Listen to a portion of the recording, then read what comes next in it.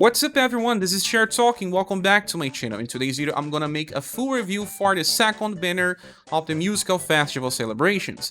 That brings Final Emperor, a big turn 1 attacker with also some single target options, good damage and good sustain.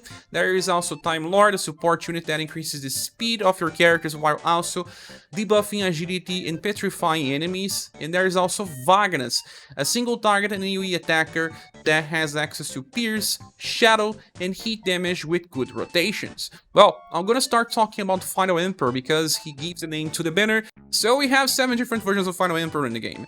And it's actually pretty easy to find the past versions because they've been available on off banner or as Platinum. In the off banner, that being, when you are summoning on a premium banner and you don't get a feature unit, you have a chance of getting a Dance Offering, sorry, it's not the Throne, Termite Deathmatch, and also at the Victory Banquet. The Victory Banquet is a global axe that was used for a lot of time. And now, on the Platinum banner, you can find a Man Burdened by Destiny and also a Legacy of Lancer. This is actually a recent version that uses spears. But now let's talk about always the one to finish, the one that we can summon. And we can compare the status between the spear version and the last Great Sword version. Now we have 116% SDR, it's the highest between them all. The endurance is now lower, but not by much. Now it's 67%, but it's still a better defensive unit, and I'll explain later. Dexterity is now only 64%. This is strange. Because he's a hybrid unit and he needed intelligence, they needed to reduce something, so they chose Dexterity. But high STR also contributes to accuracy. I don't know if he's gonna miss, but he may miss in some very hard challenges. Now his agility is higher on 91%, intelligence is 101% because he's a hybrid, and will is 75. As you can see, will is a little higher than endurance, and I always prefer more will than endurance because that also helps, reducing the chance of being inflicted with ailments and also debuffs. Love and charisma are pretty bad, and it's normal. Let's click here and we have double arrows for intelligence and 1 arrow for STR because we have a magical attack with this character. The bonuses and the arrows are for the same status. And if you want to find something like STR, you can find on the Global Axis style or in the S style. It's easy to find, or endurance in the Termite version. So in the end, he suffers a little from being hybrid. There are characters that suffers more than Final Emperor, so it's not that bad. So for passives, we have Focused Energy 2. Weak attack damage increases by 20% and starts the fight with plus 2 BP. The second one, Strengthened Strike 3, gives him 30% increase in damage when attacking on overdrive and starts the fight with plus 3 BP. The last one, High Protect Tension, increases damage output by 20% at all times, and when attacked, damage will be reduced by 30%. So, as you can see, there are plenty of different directions here. We start the fight with 15 BP so that he can use his best nuke on start, and then he only has 40% damage passives and even requires attacking weak targets to get that, with 30% more on overdrive and reduces damage taken by 30% at all times. So a lot of different directions, like I said, but it's a waste in my opinion, since they could have given something else besides increasing overdrive damage, because, well, you only get into overdrive after 4 or 5 turns, so he could have used better damage with either, I don't know, even more passives or STR buff when attacking on the start of a turn, something else, because look, his past style, the Global Axis style, has 40% damage increase. Then the Spear version has 40% damage increase. He's not evolving on this part. He's evolving because he has higher STR. So, like I said, it's a waste. So for skills, we have Melody of Light, a free attack that deals slash and stun damage with E power and 9 mod, just around the corner of the that starts with 10, and buffs the user's STR by up to 25% on max value. So it's actually very nice because his skills are kinda costly. He does not get more than 3 BP per turn, and he does not buff himself with passives, so this will help him use something when he doesn't have enough BP. Then, the selling point may be Howling Impact. The second skill has a 9 BP cost and hits 3 times with E power, slash and pierce damage. Pierce comes because he wants to use this skill with his spear style as well. So you keep the two weapons, the slash part of the greatsword and the pierce part of the spear. With each hit, he will buff attack and defense, increasing damage by 15%, reducing damage taken by 15% as well. For the defense part, it's just like 15 plus 15 plus 15, kind of like having Outer Wall Defense 6 activated as soon as you use this. But for the offensive part, each hit will do more damage. Let's say you have the first hit doing 20,000 damage, the second one will already do 24, the third one will do 26, and then if you attack again on the next turn, you already start with big damage. But both effect only works for 2 turns. You can use them one after another. So you will receive very low damage on the second turn, and the damage you inflict will be pretty big on the second usage. But the problem here is that after that, he will take 3 turns to be able to use Holy Impact again. So turn 1, turn 2, and then only turn 5 again, since he does not have any way to recover BP. And then at least he can use Melody of Light to buff STR in order to use Holy Impact again. The problem is because the defensive effect and even the offensive effect lasts for only 2 turns, you don't have this activated at all times, unless you bring people in the party that will buff BP. But the good thing about Holy Impact is that if you want to use it better, you can just use one instance of the skill, then wait for it to end and then use another instance. You don't want to stack it all because it will just use all your BP. So turn 1 Holy Impact, Melody of Light on turn 2, and then Holy Impact on turn 3, Melody of Light, then you have to use Melody of Light again, and then keeping the cycle of 2 Melody of Light and 1 Holy Impact. But he will not be protected at all times, but he still has high protect tension to help survive against boss attacks. And the last attack is called Galactic Rift. For 15 BP, you have a triple S full AoE attack with some damage. When you look on this, it's amazing, right? Full AoE attack with triple S damage. It was also available on the last version of Gathered, but this Gathered could not use on turn 1. And his status are kinda old now, even his agility is only 75%. And with Final Emperor, we can use this on turn 1.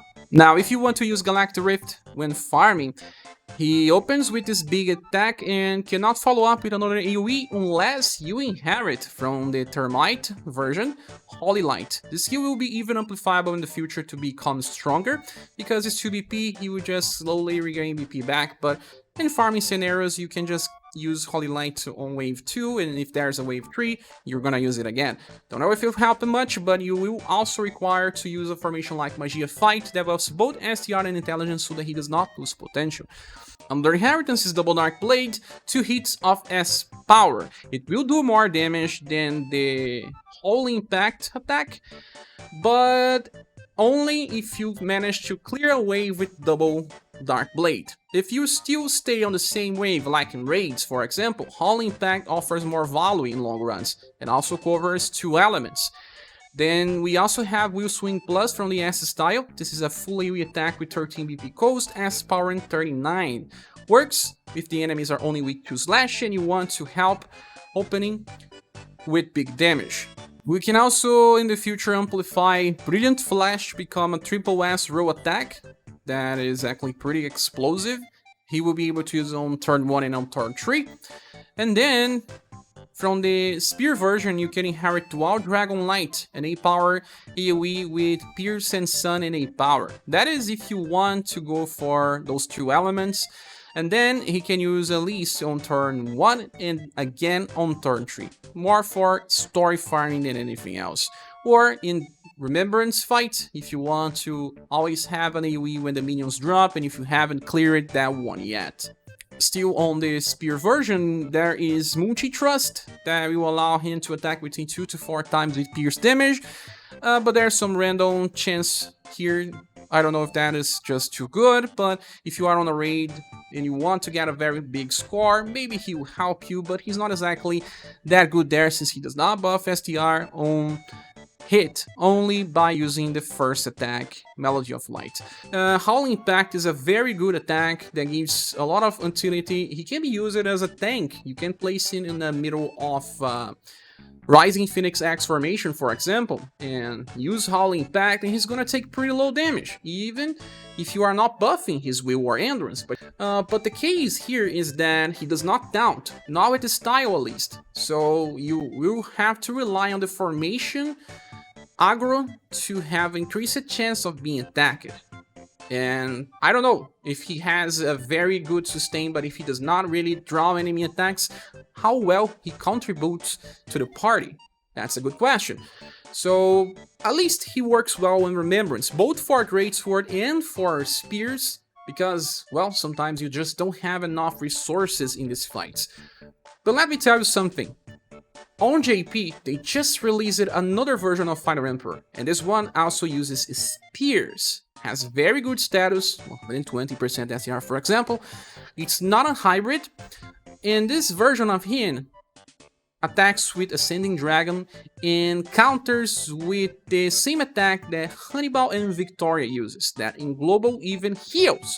So he opens with big damage, self-heals, and also has the same passive as Global X Nadart, where he has a damage block per turn, and also defense up 5 times in a row, so he decreases damage even further. So this character was released this week.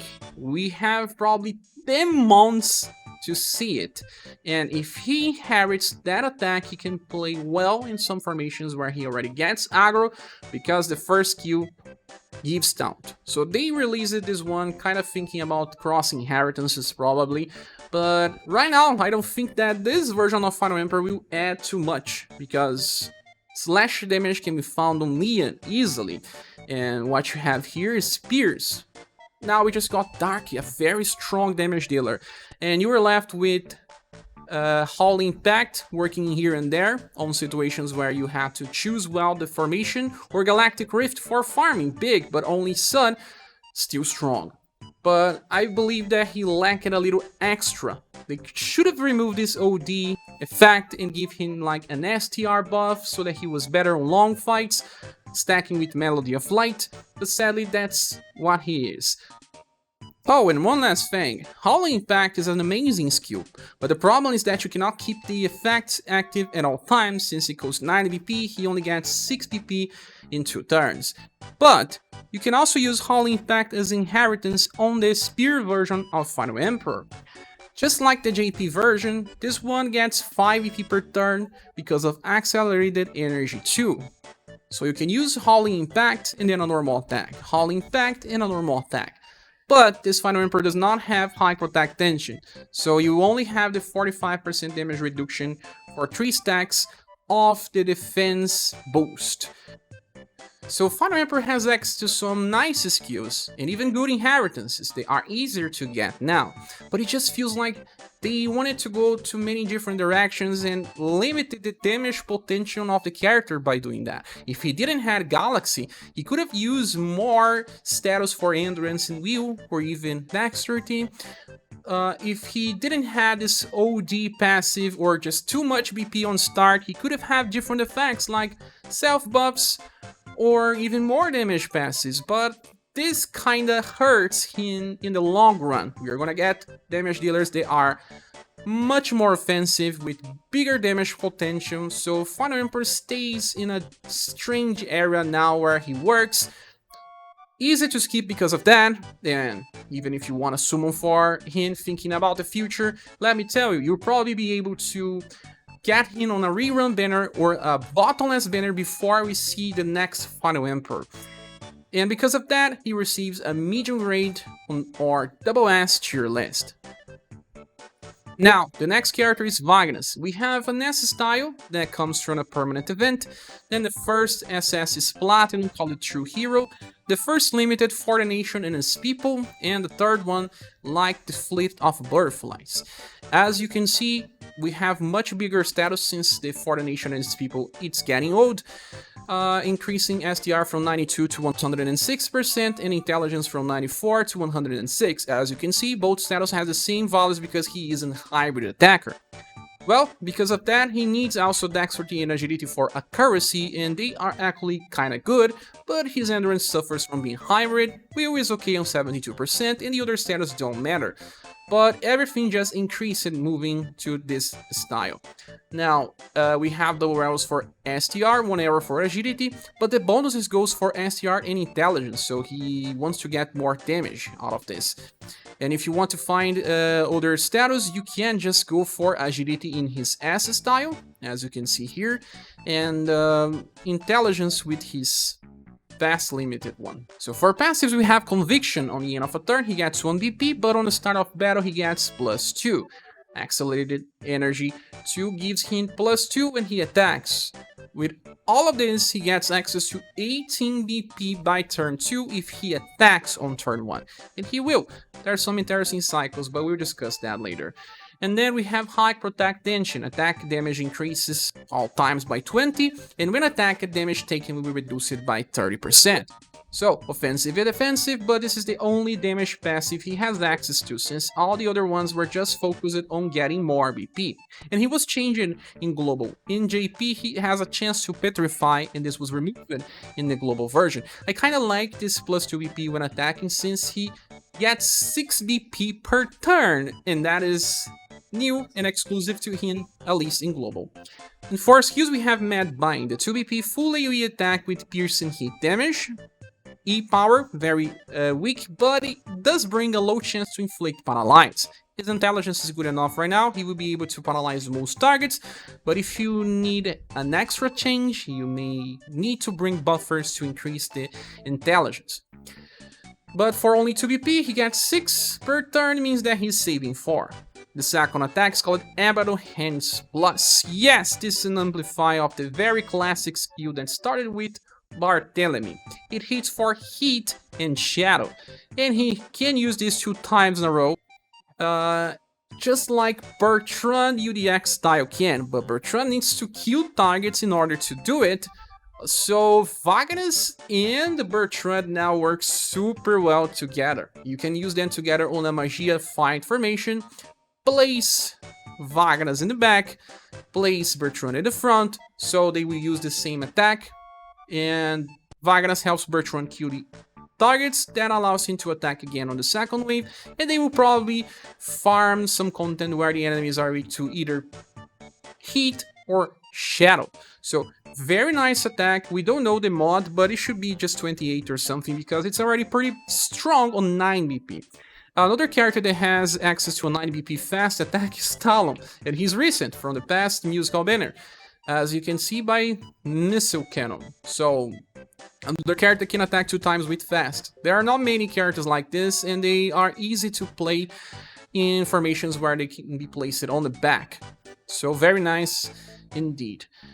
But after 2 uses of Abaddon Hands, he won't have enough to use a 3rd time, but he can use Mad Bind, and since Magia fight formation buffs both STR and intelligence, he can still do some okay damage. And the last attack, Ignition Sound, uses STR since it's physical, and hits for pierce and heat with deep power 4 times, and each hit will recover HP. We have seen skills like this before. Let me show you.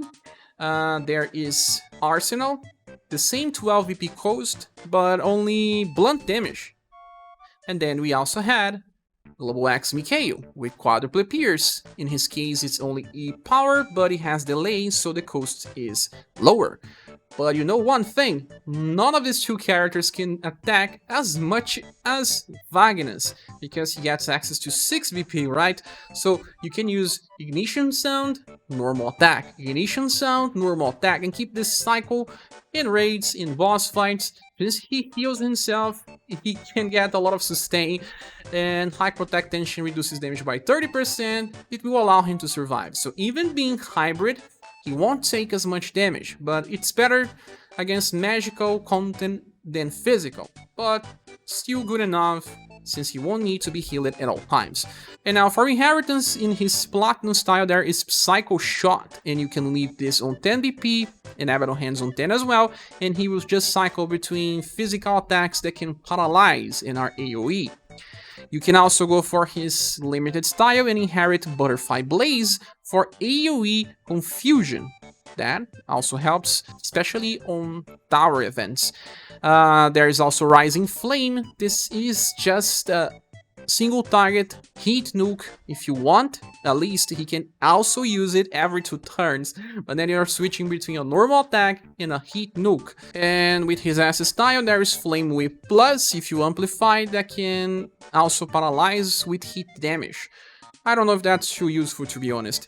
So this Wagnas can get access to AoE Paralyze, nuke that heals and hits for double elements, 2 fast attacks in a row, and if you have the limited style, a full AoE attack and a single target hit nuke.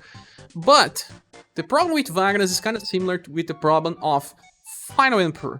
The damage potential, that's very low because of having only 20% damage increase. But if you manage to craft a perfect weapon for Wagnas, it's gonna compensate a little. But we need to compare the damage with Bertrand. Well, Bertrand has much more damage. We have almost the same intelligence, but he buffs intelligence by 20% and gets 50% increase on the start of a round. So Bertrand will do more, and he's a node character, so that's what you pay for being hybrid. Trying to get focus on BP gains as well, hurt his potential, but helps him with his cycles, so you need to pay something to get something back.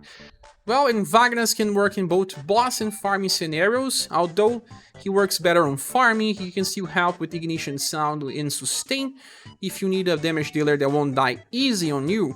But the good thing is that he does not clash with Leon or with Polka. You can even bring him together with Polka if you want, because both do hit damage, so there's less competition on this regard. Wagnas will receive a high WS rating on your list and will be helpful for many accounts. The last character is Time Lord, and we only have 2 different styles of Time Lord in the game, and the past style is not even that old. That's why we didn't get a big increase in status, but we went from 99% agility to 115%. That's actually pretty high, close to the highest values in the game, and intelligence went from 103 to 109. Will is around the same as the other status. So this Time Lord gets double arrows for agility and 1 arrow for intelligence, and it's just the reverse when compared to the past one.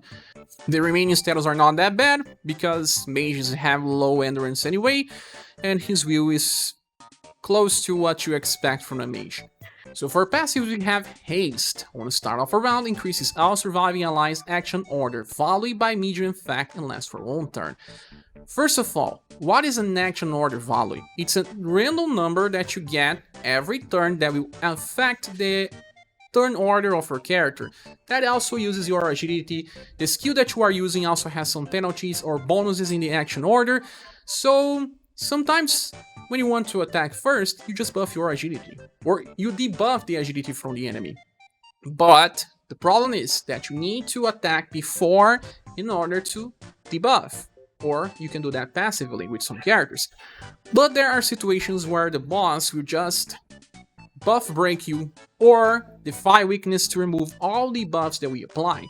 In those situations, affecting your action order with buffs will help you go first. And when this matter? When you try to inflict status elements, for example, if you go first, you can help inflict before the enemy attack, for example. But let's say you are on a tower stage and you want to apply an ailment for debuff before the enemy attacks, so you bring buffers with Time Lord. Buffers will be able to buff before the enemy attack, and then eventually you'll be able to also debuff or apply ailments before the enemy attacks. The second pass is called Power Spread 1. When he lands an attack, he buffs all surviving allies' agility and intelligence by 5%. So a party buff in a passive. Nice, right? There's only one character that can do something similar, and that one is Mikhail for different status. He does that for STR and Dexterity. Because of buff decay happening, on 4 turns you have close to 10% buff active at all times, but it's for all characters in the party, it actually helps. And agility and intelligence are two status that helps mages. And we barely have characters that can buff agility in this game passively, because they don't like you buffing agility to just agility, cheese, and evade all content. So it even has bigger value than Mikhail version.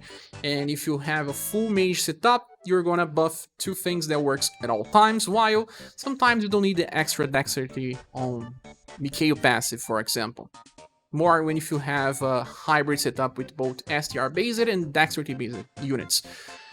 Then the last passive is called Impair 2 Agility. When landing an attack, we have 37% chance to debuff agility by 20%. That's pretty big, but relies on RNG, okay? And also, when landing an attack, you have 37% chance to get 2 BP. It's pretty nice.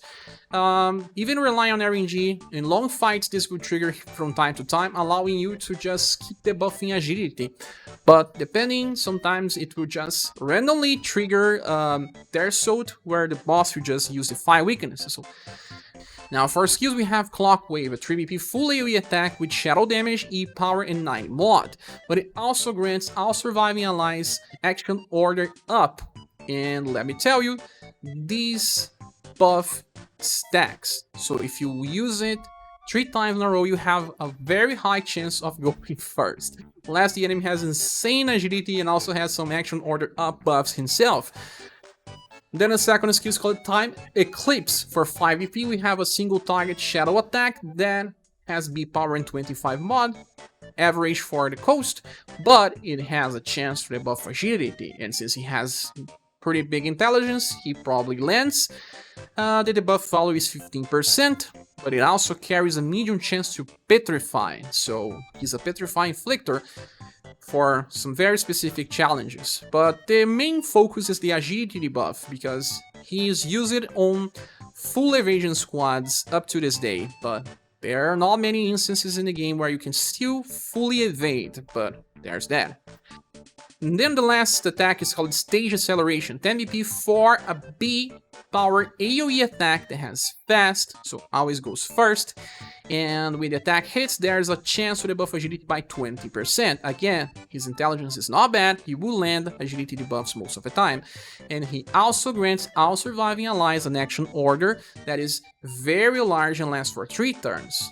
So you can open, increasing the attack order with haste, and then you already apply another one by Stage Acceleration, and then after that you can just keep using Clock Wave, at least if you want to increase the action order, or you just wait till you can use Stage Acceleration again.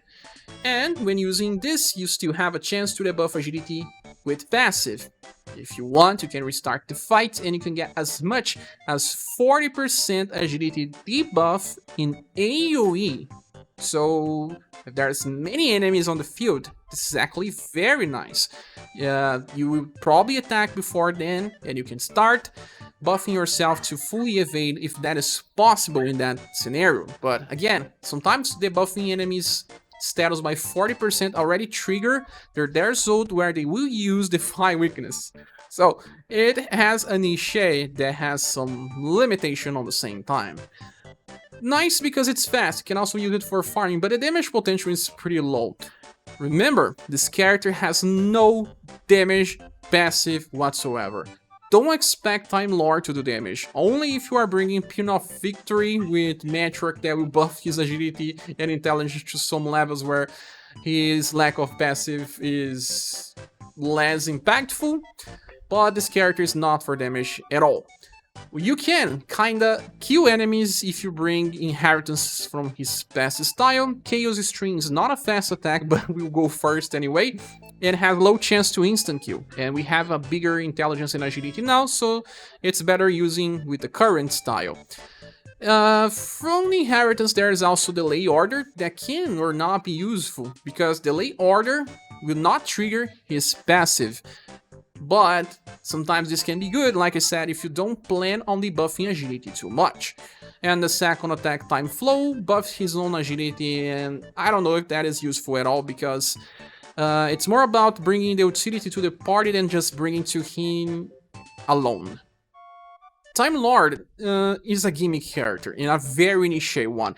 I can say that he may be useful for hardcore players when we have very hard challenges and we need a different tool to just go first in order to apply bigger buffs on start, and if you can, debuff agility to allow to fully evade. But besides those scenarios, he is very limited. He's not a farmer, he's a debuffer, and there are plenty of agility debuffers in this game, to be honest, to just rely on Time Lord. So sadly, he's not that impactful in the game.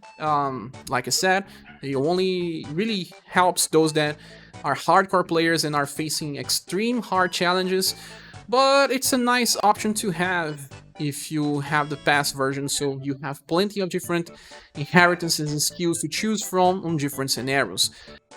Well, Time Lord may debuff too much sometimes, but this can be helpful in some scenarios, like imagine if a boss attacks and buffs agility on each hit.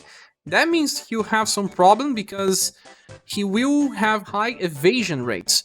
You can use the skill 1 delay order from his passive style because it guarantees the agility debuff, but you can also just open the fight and use stage acceleration and try to use other agility debuffers to keep the enemy agility on hold, and even use buff breaks sometimes.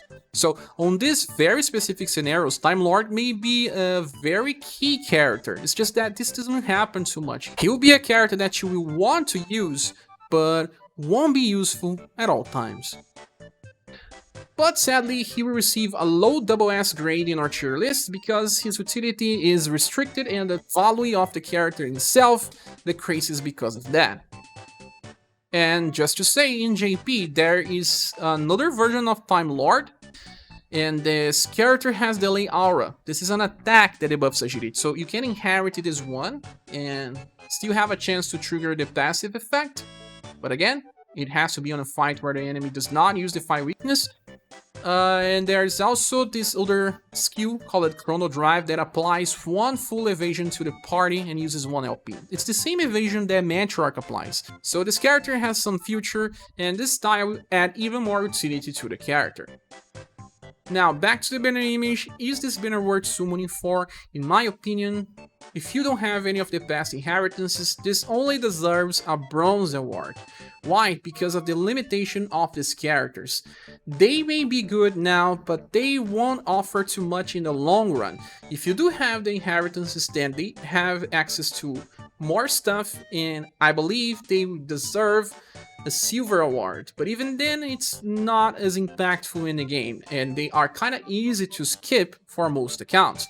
And even then I suggest you wait at least 1 week to see the next banner from Minstrel's Song, and the Christmas banner may offer much more to everyone than these units here. Sadly, that is true. But even then, if you're planning to summon, well, Wagnas will help those without Arthur, and those that already have Bertrand for a combo in farming setups. Father Emperor helps both Spears and Great Swords for Remembrance Battle, and Time Lord is an interesting gimmick character for very hard challenges. But that's my opinion. What is yours? Please say here in the comment section. Thank you so much for watching this video. Please subscribe if you still haven't, and if you want to support the channel, there are links in the description. I hope to see you soon in the next video. Bye.